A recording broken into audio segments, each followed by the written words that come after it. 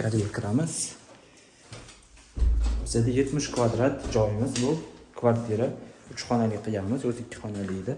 Dushda cho'milayotganimizda birdaniga temperatura tushib ketadi, keyin uni to'g'lamoqchi bo'lsak, issiq suvni issiqroq qilamiz. 1 minut 2 minutdan keyin battar qizib ketadi, keyin uni yana sovuqroq qilamiz yoki davleniya tushib ketadi.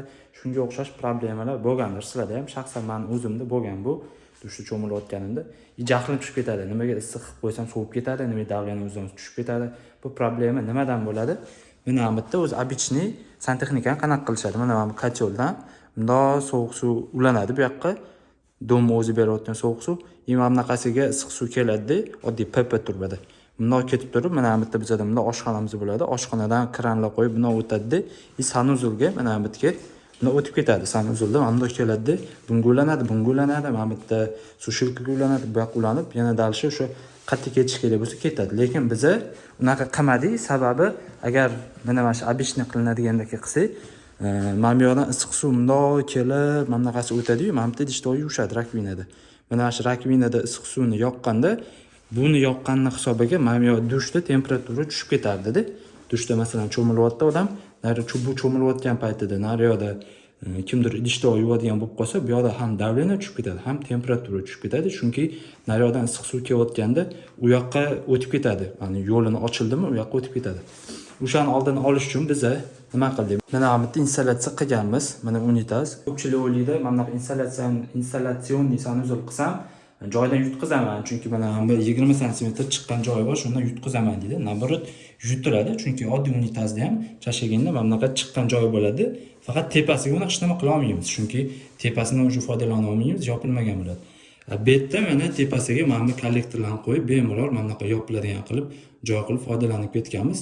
Naborot joydan yutilgan. Mana buni ham shu yoqqa qo'yganmiz. Bo'lmasa oddiy chashagan qo'yganimizda, oddiy unitaz qo'yganimizda mana boshqa yoqqa joylashtirishimiz kerak bo'lardi. Xullas biza mana bunaqa PEX turba, bu so'pli-polli turbasiga ishlatadi hamma. Mana shu PEX turbadan hamma mana bu issiq suv, sovuq suvlarimizni mana shu turbadan olib ketganmiz. Sababi mana bu yerda kirdi chiqdi joylari ko'p. Mana bunaqa kranda ugul bo'lib ketardi. Mana shunaqa ugul bo'lmasligi uchun mana bu narsadan olib ketganmiz. PEX turbada. Bu yoqqa hozir bitta issiq suv kelgan, bitta so'pli-polli podachasi kelgan, bitta obratga ketgan. Issiq suv mana bu yerda ulanganda, mana bunga ulanganda issiq suv.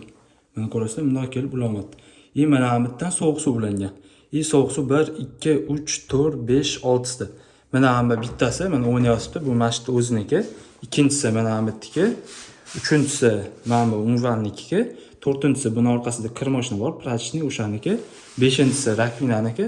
Oltinchisi gaz plitani tepasida ham smestitel qo'yganmiz, qozonga suv tushish uchun. 6 ta sovuq suv.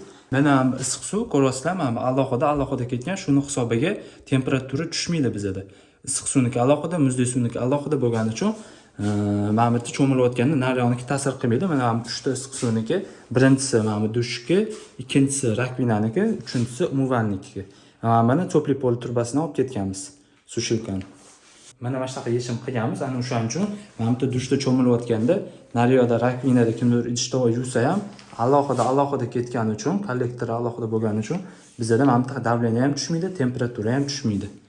Buni hozirgi oxirgi payt endi qilishyapti bu narsani, lekin ko'pchilik hali ham boyga обычный qilinadiganidek qiladi.